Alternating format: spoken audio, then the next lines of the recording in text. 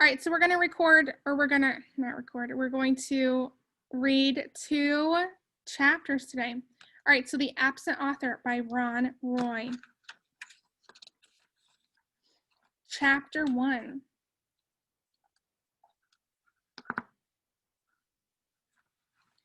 Please, Josh, Dink said. If you come with me today, I'll owe you one. Just name it.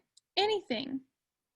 Dink's full name was Donald David Duncan, but no one in Green Lawn ever called him that, except his mother when she means business. Josh Pinto grinned at his best friend. Anything? He raised his mischievous green eyes toward the ceiling of Dink's bedroom.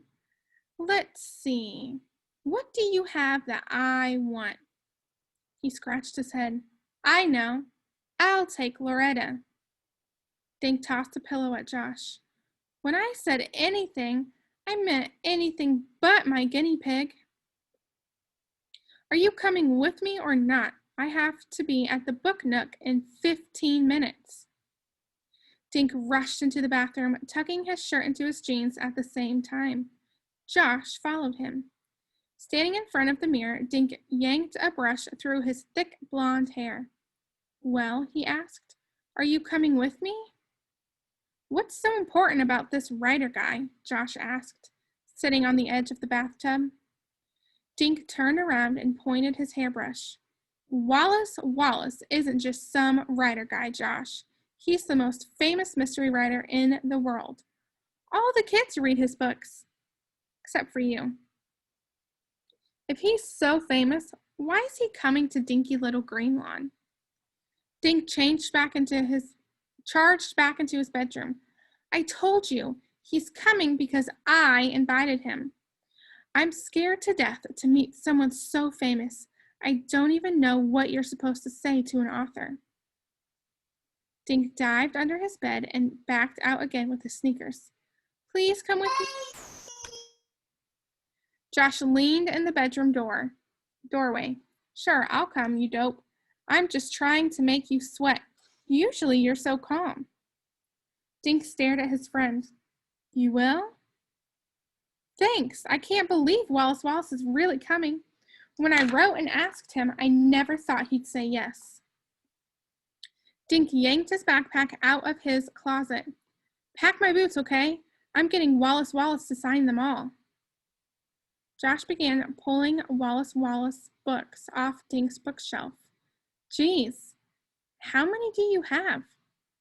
Everyone he's written. Dink sat on the floor to tie his sneakers.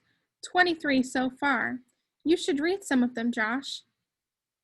Josh picked out The Poison Pond and read the back cover. Hey, cool. It says here that Wallace Wallace lives in a castle in Maine. Wouldn't that be neat? Dink grinned. When I'm a famous writer, you can live in my castle, Josh. No way. When I'm a famous artist, you can live in my castle, down in the basement. Josh picked up The Riddle in the River. What's this guy look like? He asked. And how come his picture isn't on any of these books? I wondered about that too, Dink said. I sent him one of my school pictures and asked for one of him. But when I got his letter, there was no picture. He finished tying his laces. Maybe Wallace Wallace just doesn't like having his picture taken. Josh squeezed all 23 books into Dink's pack. He grinned at Dink. Or maybe he's just too ugly. Dink laughed. Gee, Josh, you're ugly and you love having your picture taken. Ha ha, Josh picked up his drawing pad. But just because you're my best friend, I'll draw his picture at the bookstore. Dink looked at his watch. Yikes, he said. We have to pick up Ruth Rose in 1 minute. He tore into the bathroom and started brushing his teeth. How'd you get her to come? Josh called. Dink rushed back to his room, wiping toothpaste from his mouth. You kidding? Ruth Rose loves Wallace Wallace's books. Dink slugged his backpack over his shoulder. He and Josh hurried next to 24 Woody Street. Tiger, Ruth Rose's orange cat, was sitting in the sun on the steps. Dink pressed the doorbell. Ruth Rose showed up at the door. As usual, she was dressed all in one color. Today it was purple.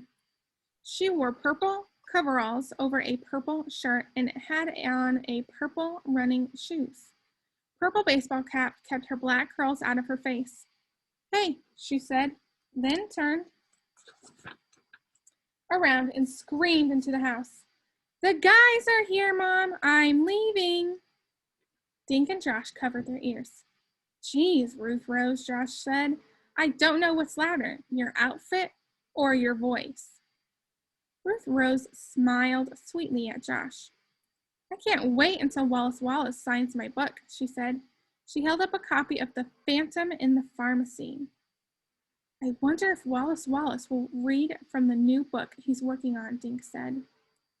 "What's the title?" Ruth Rose asked. They headed toward the book nook. "I don't know," said Dink, "but he wrote this letter that But he wrote in his letter that he's doing some of the research while he's here in Connecticut." Dink pulled the letter out of his pocket. He read it out loud while he walked. "Dear Mr. Duncan, thank you for your kind letter. I'm so impressed that you've read all my books. I have good news. I've made arrangements to come to the book nook to sign books. I can use part of my time for research. Thanks for your picture. I'm so happy to finally meet one of my most loyal fans. Short of being kidnapped, nothing will stop me from coming. See you soon, Wallace Wallace." The letter was signed Wallace Wallace in loopy letters. Dink grinned. "Pretty neat, huh?" "Pretty neat, Mr. Duncan," teased Josh. "You should have that letter framed," Ruth Rose said. "Great idea," Dink said. They passed Howard's barber shop. Howard waved through his window as they hurried by. "Come on," Dink urged as he dragged his friends down the street to the book nook. They looked through the window, out of breath. The bookstore was crowded with kids. The book nook's owner, Mr. Paskey, had set up folding chairs. Dink noticed that most of them were already taken. Dink saw Mr. Paskey sitting behind a table. A big white sign on the table said, "Welcome, Wallace Wallace." But the chair behind the sign was empty. Dink gulped and stared at the empty seat. Where was Wallace Wallace? Chapter 2. Dink raced into the book nook. Josh and Ruth Rose were right behind him. They found 3 seats behind Tommy Tomko and Eddie Carini. Dink plopped his pack on the floor. The clock over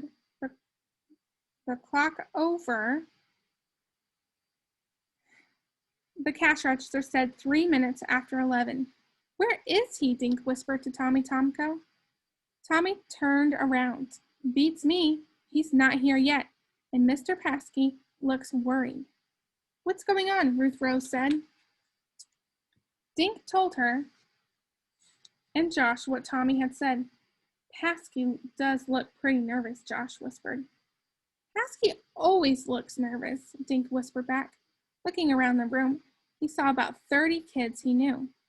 Mrs. Davis, Dink's neighbor, was looking at gardening books. Dink checked out the other grown-ups in the store. None of them looked like a famous mystery writer. Mr. Paskey stood up. "Boys and girls, welcome to the Nook Nook, the book nook. Wallace Wallace should be here any second. How many of you have books to be autographed?" Everyone waved a book in the air. "Wonderful. I'm sure Wallace Wallace will be happy to know that Green Lawn is a reading town."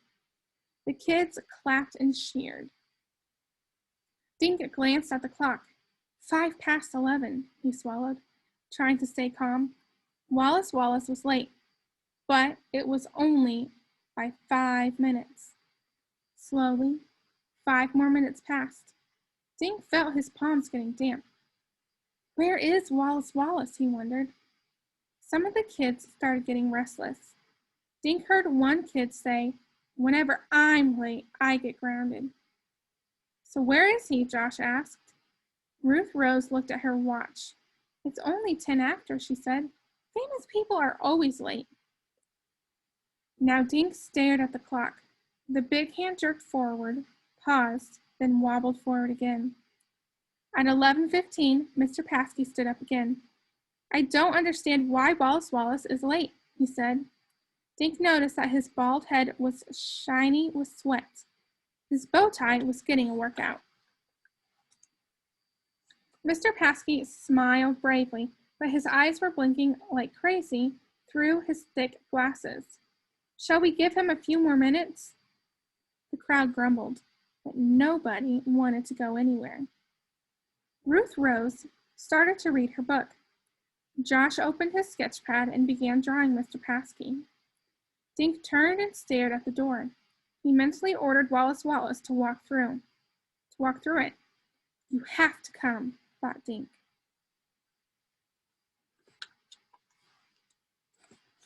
Ever since he had received Wallace Wallace's letter, he thought about only one thing: meeting him today. Suddenly, Dink felt his heart skip a beat. The letter! "Short of being kidnapped," the letter said, "nothing will stop me from coming." Kidnapped! Dink shook himself. Of course Wallace Wallace hadn't been kidnapped. Mr. Paskey stood again, but this time he wasn't smiling. "I'm sorry, kids," he said, "but Wallace Wallace doesn't seem to be coming after all." The kids groaned. They got up, scraping their chairs and bumping knees. Mr. Paskey apologized to them as they crowded past, heading for the door. "I've read every single one of his books," Dink heard Amy Flower tell another girl. "Now I'll probably never meet anyone famous." "I can't believe we gave up a soccer game for this," Tommy Tomko muttered to Eddie Carney on their way out. Ruth Rose and Josh went next, but Dink remained in his seat. He was too stunned to move. He felt the letter through his jeans, short of being kidnapped. Finally, Dink got up and walked out. Josh and Ruth Rose were waiting for him. "What's the matter?" Ruth Rose said. "You look sick." "I am sick," Dink mumbled. "I invited him here. It's all my fault." "What's all your fault?" Josh asked. "This," he said, thrusting the letter into Josh's hands. "Wallace Wallace has been kidnapped." All right, and that's where we'll stop for today.